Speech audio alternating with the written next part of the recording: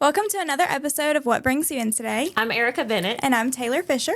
And we just want to thank everyone for tuning in. And if you are an avid listener, please like and subscribe and leave us a review. And if you have any questions or topics you would like to submit, you can do so on our website at sgmc.org/podcast. All right. Today, we are here with Luke Seibolt, MD and Interventional Cardiologist at SGMC Health. So, Dr. Seibolt, what brings you in today? Hey, good morning, guys. Today I want to talk a little about cardiovascular health and the SGMC cardiovascular program. Perfect. Just to get us started, tell us a little bit about your history and, how you became a cardiologist and how you ended up here. Yeah, absolutely. So, born and raised in Phoenix, Arizona, and that's where I did most of my training. And loved it out there, but had an opportunity to come to Valdosta with a med school friend. And that was my first introduction to South Georgia, and fell in love with it. And then the opportunity came for work down here, and brought my family, and we fell in love with it. And so here we are.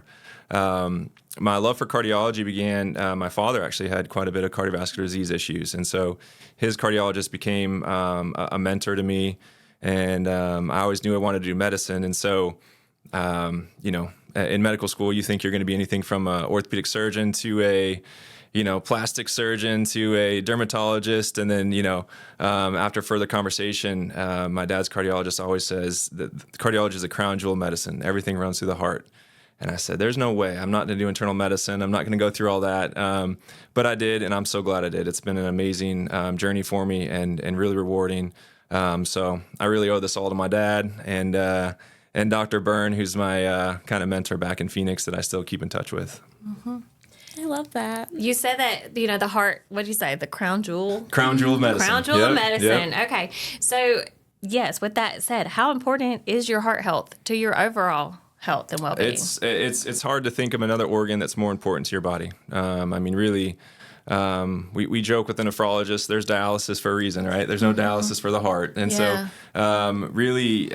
all the organ systems, everything runs through cardiac output, cardiac function. And it's really, really important to take care of your heart, from early on, to keep cardiovascular health in mind throughout, really all medical checkups and visits and things like that. And be seen early if there is an issue to try to prevent any further downstream effects. What are the current exercise recommendations just to keep your heart healthy? Yeah, so that's that's a great question. I know it probably varies from it does. But typically we recommend 150 minutes a week is kind of the current ACC recommendation. That's pretty attainable, I think. When you spread that across 7 days. And what I tell my patients is that a lot of people are like, oh my gosh, I have to go to the gym. I have to get a gym membership. I need to go buy some new tennis shoes. That's not it at all. Just walk the block. They just make it so overwhelming that they never do it. Yeah, exactly. So it's like, oh my gosh, I need to go work out for 150 minutes. No, take little bites, right? So, we tell patients walk the block. Once that becomes comfortable, do it twice. Once that becomes comfortable, do it 3 times. Find a friend. It's all about keeping yourself accountable. And really, at least personally for me, it just becomes repetition. It becomes second nature. It becomes habit, right? So you do it once, it's tough. It's tough to get up early. It's tough to stay up late. It's tough to go out when it's a little bit warm. You do it twice, it's enjoyable. After 3 or 4 times, it just becomes something that is part of your daily activity. And that's what I hope to really try to, kind of reinforce on my patients. I try to keep myself accountable to that same thing, and so that's very important to my family and I to stay active. And it's a part of our daily life. And so that 150 minutes can go quickly or it can be very difficult. But I think the more you chip away at it versus try to take a big bite at it, I think you can be successful. Yeah, from my personal experience, that first time going back or getting back is always the hardest. It's always the one that your mind will talk you out of, that you can come up with the most excuses. As soon as you get that first one in, you're like, oh, this really wasn't that bad. No, I can do it again. It's always, so anyways, I'm motivating, hopefully you today, if you've been on the fence, just get out there, walk. Do something good for your heart. love walking outside, but in the heat, it's a little harder. It's a little harder in South Georgia. It is. But the early mornings and the evenings are really nice. Me and my husband enjoy an evening walk around Freedom Park in the evenings. I like to run. He can't keep up with me, but that's okay. Yeah. So back to heart health, you do something a little bit different. We've had Dr. Disler on who talked a lot about heart health too. So if you want more information on that, you can go to his episode. But tell us about the TAVR program and the structural heart program, because that is something that's relatively new to our area, but important for people to know that we offer it here as far as treatment for heart issues. Absolutely. So TAVR stands for transcatheter aortic valve replacement. And so transcatheter means that the procedure is done via catheter-based procedures, which is relatively non-invasive. The procedure is done through the groin. So it's just like a heart catheterization, if anybody's had one of those. And then valve replacement, obviously, you're replacing the aortic valve. And kind of just the background of that is you're not necessarily cutting out the old valve and putting a new valve in. You're just kind of pushing the old valve out of the way. And so TAVR is an amazing procedure, amazing technology. We've been doing it here for just over 2 years. We've done just under, I think, about 78 TAVR procedures here at SGMC. And we should be well over 100 within our next year, which is awesome. I think that was one of our goals, is to get to 100 by 3 years. And we're definitely going to get there. It was originally invented about 20 years ago. So as far as like medical technology, it's relatively new still. And initially, this procedure was invented for folks that weren't candidates for open heart surgery. You know, previously, if you had aortic valve stenosis or tightening of the aortic valve, which is what this therapy treats, your options were open heart surgery or your options were medical therapy. And so obviously, as you age, you get into the 70s and 80s, not everybody's a surgical candidate. And so a lot of people were left with medical therapy for the aortic valve stenosis. And unfortunately, the downstream effects of tightening of the aortic valve leads to heart failure, chest pain. It's not a fun way to kind of live out your last days. And so 20 years ago, an incredibly brilliant physician made this technology, used it for someone who was not a surgical candidate. So they really either were going to pass in the hospital or have this technology. And so he was successful. The first procedure was successful, and that really kind of set off the really kind of domino effect of TAVR. And so currently we're on about our third or fourth valve technology as far as that goes. So technology obviously is driven by innovation and desire. And so everything is, you're trying to make it smaller, you're trying to make it more sleek, you're trying to make it quicker. And so with that, the valve has become more safe. So initially it required very large access sites. The complication rates were high. Now we've been able to kind of take those complications and really minimize them to where it's something we discuss, but it's the expectation is that the procedure goes well without complication versus, listen, this may not go well, but let's give it a shot, right? I expect it to go well. And so the history of it is that it started with, you can't have surgery, so let's try this. And it was successful. And so they went, well, what if you're high risk for surgery? Let's compare those two. TAVR performed well. Then they went to people that were intermediate risk or moderate risk. TAVR did well. Then they recently looked at low risk patients. So really now what we look at is anybody, you have to pick an age. And we say about 65, that's kind of the national age. If you're over 65 with severe aortic valve stenosis, it really is patient preference as far as open heart surgery versus TAVR.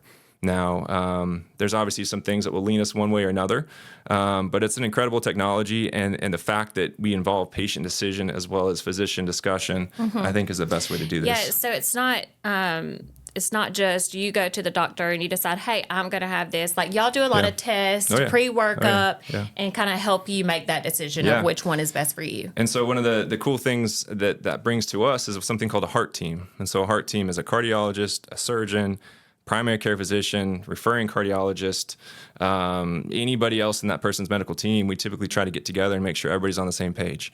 If there's a reason to lean one way or another, typically we know that up front. But what's fun is when we have conversations, no, this guy should have TAVR, no, this lady should have surgery, and then we go back and forth, okay, let's do this, right? And so going back to that patient saying, we've had extensive discussion, we've looked at all your data, we've looked at all your studies, we think you'll do best with this, and it really gives the patient a lot of confidence knowing that it's not just me saying, yes, you should have this, or the surgeon saying you should do that, kind of incorporating all that together.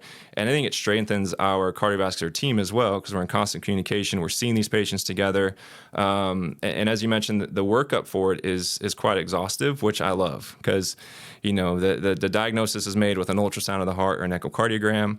Once severe aortic valve stenosis has been identified, then we look at a heart catheterization. So we're looking for any sort of major obstructive coronary disease, which say you find a big lesion that needs to be fixed, well, that patient may need open heart surgery anyways. So you're going to fix the valve while you're fixing the coronaries, right?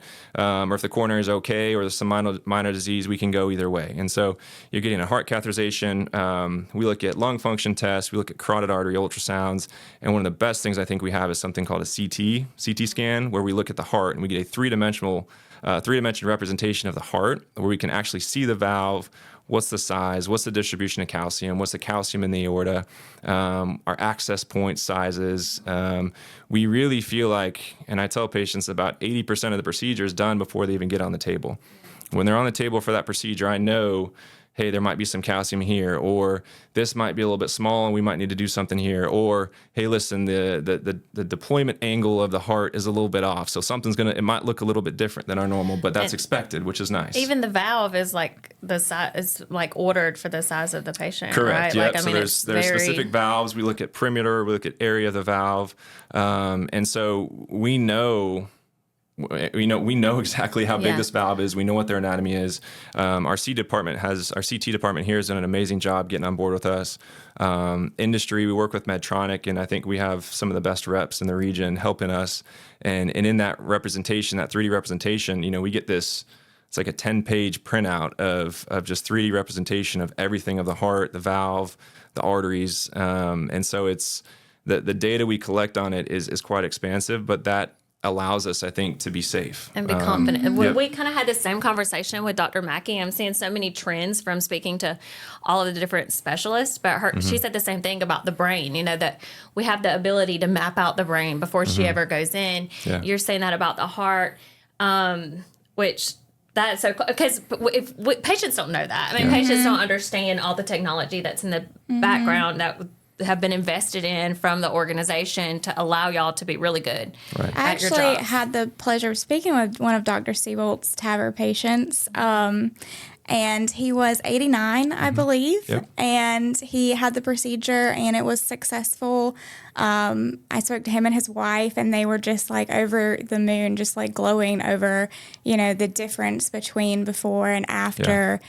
And I remember asking you in that email when I sent you this story, like 89, gosh, like that seems, it's a little old to be having surgery. But I understand that was the point of TAVR. Right. And that in aortic valve stenosis, it's not something that happens overnight. It's not a heart attack. It's not a car accident. It's not an event in time that began, and that's when the symptoms started. It's usually people start to develop calcium on that valve, 50, 60, and over time, calcium starts to build up. As that calcium builds up, the valve becomes tighter and tighter, and symptoms progressively kind of begin versus all of a sudden. So what we see a lot of time is people South Georgia farmers or whatnot, they used to be out there 12 hours a day, or sun up to sundown, not ever needing a rest, feeling like $1 million. And all of a sudden, they'll call it quits at 5 because they're a little tired. And then it's 4, and then it's noon, and then it's like, I don't feel like going out today. And you ask them symptoms, they're like, I don't have any symptoms, I'm just tired, right? Well, an 89-year-old, you deserve to be tired, you deserve to rest. That's what I said, they probably attribute it to getting older. And that's what's the nice thing about the valve is that, and why I really love that procedure is because a lot of people, they come back for their follow-up and they're like, I didn't realize that it was my valve causing me to be tired, not me being 89. I'm tired all the time. I might need a valve checkup. But it is so rewarding to see these people kind of gain back years of activity that they previously just kind of chalked up to aging. And it is crazy how your heart plays such a role. Recently, my grandmother came in and was a patient of Dr. Disler's, and she had some fluid around her heart. And he's taking great care of her. But she was like, I'm tired, I'm sluggish. She was having trouble breathing, which she attributed to her asthma. She's 81. She attributed to just being older. Now, post, being treated by him, she's like, I feel so much better. I'm like, well, you can breathe now. Yeah. Exactly. And that's the same thing that we're dealing with aortic valve stenosis is you're putting so much pressure and volume on the main pumping chamber of the heart. And I describe to patients as you have a hose, a garden hose, and as you put your thumb on top of that hose, it increases the amount of velocity that comes out, but also increases the pressure on the backside of that hose.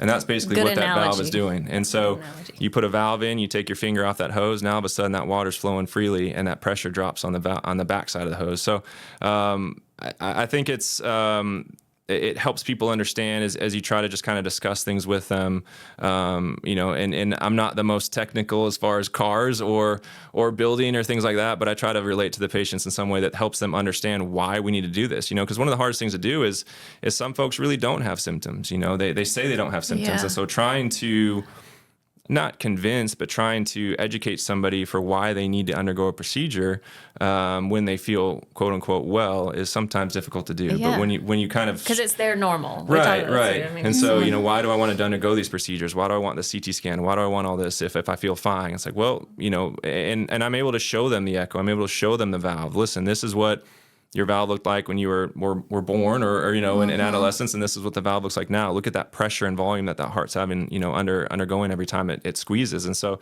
sometimes that helps folks understand why we need to do this. So, and the other thing that's nice about TAVR is the expectation is they come in, we do this on Monday, and the expectation is they go home Tuesday. So these folks are home next day.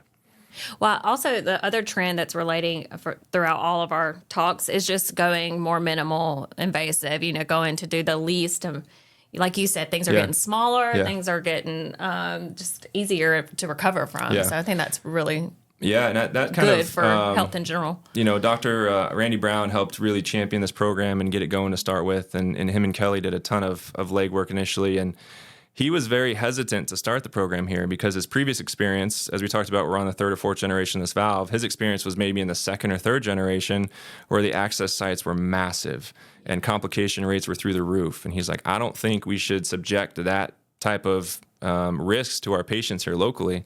Thankfully, we took a chance, and we've seen how well that technology has done.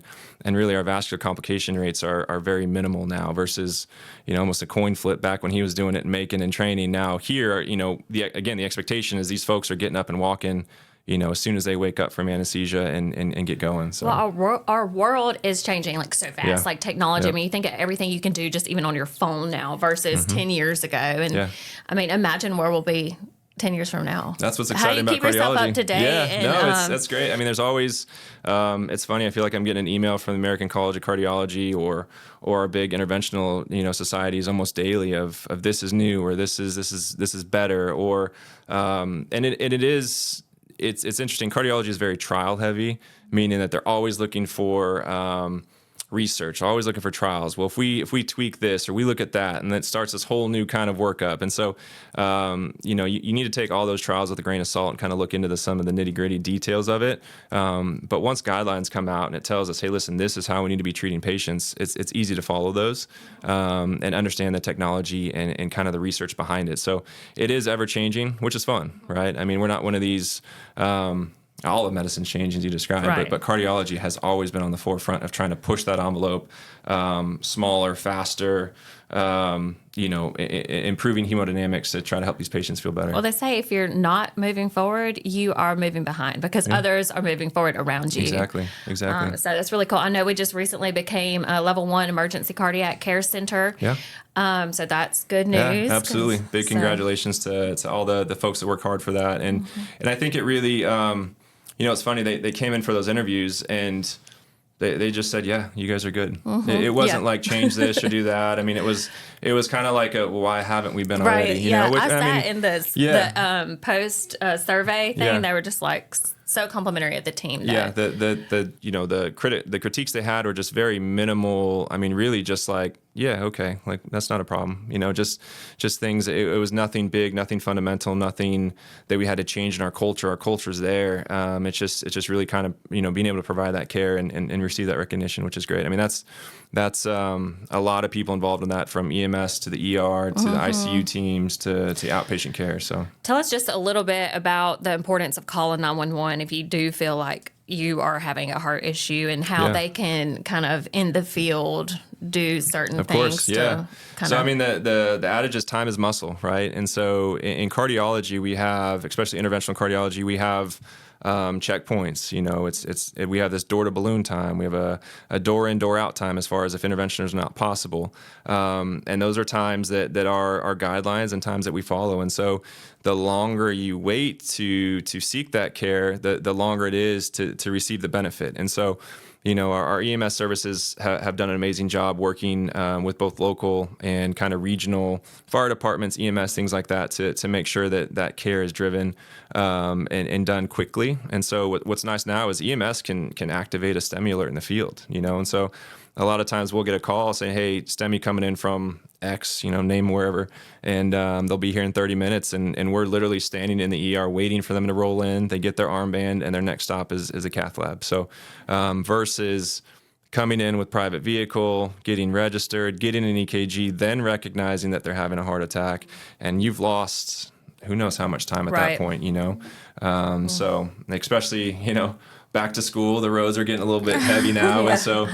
sometimes lights and sirens can be helpful getting somewhere fast. So, if you have symptoms concerning, it's always better to say, hey, listen, this isn't something that we have to worry about, as opposed to, I wish I would have. And so, and folks are doing, with the way that, technology has gone, and we go back to technology, our stents are better. We can ultrasound the arteries while we're in there to look at sizing, look at calcium distribution. We have a therapy called Shockwave, which is a lithotripsy therapy within the coronaries, breaking up the calcium so that our stents are better deployed. The time needed for antiplatelet therapy is becoming less and less. And so it's really important to recognize that up front to even allow us to use that technology. Yeah. What are the most common, just quickly, signs, symptoms that someone might need to see a cardiologist? I mean, I know your primary care will probably work up some of that. Of course. What are the concerning signs? Yeah. I mean, I think, it's funny. It's across the board. And we know that not everybody follows that picture of the kind of older balding gentleman bent over grabbing his chest, right? That's not everybody. There's a lady I take care of who has been very vocal about her symptoms. She had some neck pain, and she actually went to the gastroenterologist first, thinking she was having some sort of reflux. They looked at her and said, this is cardiac, and sent her to the hospital. And so females seem to have a little bit more kind of generalized symptoms as opposed to specific chest discomfort. We talked about fatigue, chest pain, obviously. If all of a sudden some sort of activity that you previously tolerated well, now you're getting short of breath, things like that definitely should raise some flags to seek help. And what are the most common sort of like conditions we're seeing? We know where we live. So what kind of conditions do you see that need to be treated? Yeah, so the big ones, the three big ones: hypertension, hyperlipidemia, high cholesterol, diabetes. Those are the three big ones. Unfortunately, we see tobacco abuse way more often than I'd like to admit. But the biggest thing is, as far as all of those go, is that some of those we can control, some of those we can't control, right? Now, there's people that genetically have high cholesterol. You could be a marathon runner and eat nothing but vegetables, and your cholesterol can still be through the roof. And so it's really hard to have that conversation with someone who says, well, I'm so active. I go to CrossFit every day. I eat my own meals. I don't eat out. Why do I need to be on a statin? It's like, well, your genetics kind of predisposed you to that. And so recognizing that, because unfortunately, those are the cases that really bother me, is that we could have gotten to that patient earlier. We could have tried to prevent some of these cardiovascular issues, because they do live such a healthy lifestyle otherwise, but your genetics are what they are. You can't out-eat or outwork what you were kind of born with. And so identifying those, hypertension or high blood pressure, taking your medications is number one, right? And so that's the biggest thing, is make sure you take your medication. Sodium is a huge thing for us. So salt causes your blood pressure to go up. And I haven't been out to eat in Valdosta that didn't have a meal that wasn't just loaded with sodium. Right? It's kind of everywhere. So locally, that's definitely something, and diabetes as well, and tobacco use. Like I don't. It's hard. It's hard to quit. I get it. But man, I tell people, I can give you a handful of medicines, and all that tobacco's doing is playing tug of war with you every single day. So, well, I think all of what you just said validates your need to have a primary care physician 100%. And to go every year to check, because otherwise, how do you know if you have high blood pressure, or if it's changed, or if you do have diabetes, if you're monitoring that well and living the right way? So it all starts with that primary care. And I think about 70%, when we did a survey survey, about 70% of our area did not have a primary care physician. Yeah. That's So unfortunate, but I believe that. Right. Yeah. That's huge. I do think we're making a lot of great strides in our area with bringing in more internal medicine, family medicine doctors, and then with our affiliation with Mercer and the internal medicine residency program, I think that's going to hopefully change a lot of that. Of course. If you don't have a primary care provider, again, this can be your little encouragement to go ahead and schedule that appointment and make that happen. Absolutely. I think, the medical education program is going to be huge for that. I mean, any physician that's ever, is where they are as a physician has been through medical education, right? And so it's fundamental in your learning for primary care and taking care of outpatients. So that's hopefully and as these folks come in, hopefully we can recruit them to stay here locally as well. For sure, because you like it here in Valdosta, I right? do, yeah. I mean, I got to be honest. I didn't know. I knew I liked it, but would my wife like it? Would my kids enjoy it? And we've set up some roots that are growing deep, so we really enjoy it. And the heat's not too bad if you're from Phoenix. No, the humidity is different though. Obviously. But I'll tell you, jump in a pool and you're just fine. So you just got to be close to water. Yeah, that's right. That's right. Well, I have one more question, which is something that I try to ask every guest because I know y'all spend so much time here that you probably have to eat here a lot. So what is your favorite meal that we serve either in the cafeteria or the Spice? Ooh, that's a good question. My wife will probably laugh, but I'm not a picky eater, but at the same time, I don't really expand my culinary, things too much. So I'm a pretty simple, just kind of a sub or something like that, or a turkey wrap. I think are pretty good. So they do a good job making that down there. I'm one that kind of just I grab something and keep working. I kind of get made fun of by some of my colleagues sometimes. Purpose. You're just trying to, I'm trying to stay fueled so I can go home, and so I always try to work through lunch that way I can try to get home a little bit earlier. So, Well, I like that question was the hardest one for you to answer. That gives me a lot of confidence in your cardiology skills. Yeah, absolutely. So, we just want to thank you for coming on and especially for sharing all that information about the TAVR program. I know most people are like, what is TAVR? And we refer to it like it's, something everybody should know what it is. But we're glad that you've helped develop that and bring that to our area. So if you want to learn more about the TAVR program or heart, cardiology, any of that, let us know. We'll link Dr. Seibolt's office information below. So thank you for coming in and... Thank everybody for listening. So if you like this episode and you want to hear more, please subscribe so you can get those episodes downloaded and leave us a review. And you can also submit your questions at sgmc.org/podcast. Thank you for listening.